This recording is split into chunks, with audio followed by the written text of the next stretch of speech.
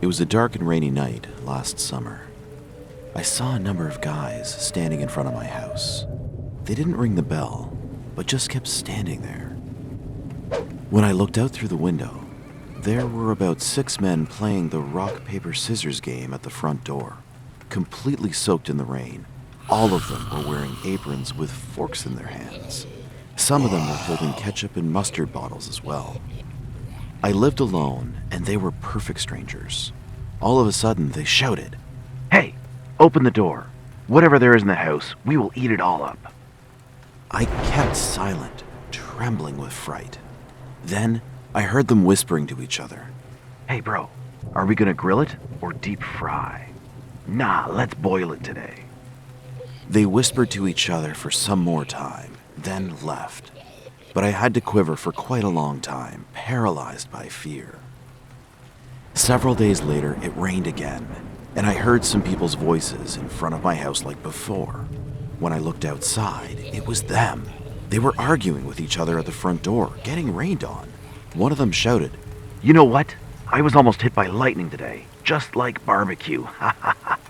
So, we are gonna barbecue you tonight."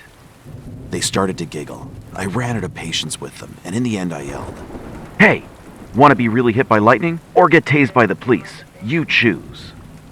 Then they just left, hurling abuses. And fortunately, these guys haven't appeared anymore since then. I was finally able to breathe again. However, I heard the shocking news before long that a woman was missing in the village. And one day, the police came to my house. They asked me about the guys who used to hover around my house and if I still remembered what they looked like.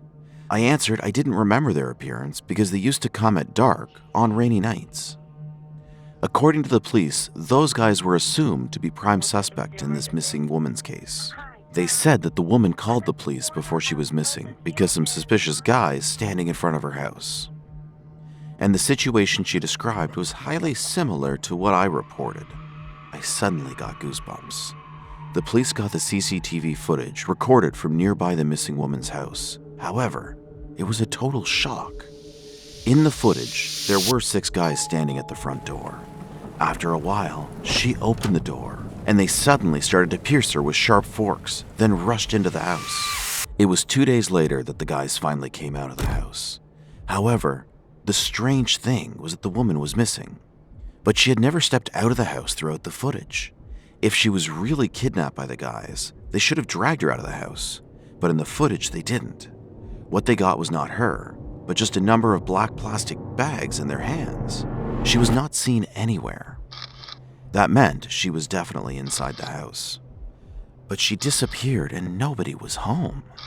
After the police searched inside the house thoroughly, they discovered something terribly shocking. Her bloodstain was found in the bathroom, and the guy's fingerprints on kitchen tools like cutlery, plates, and pots.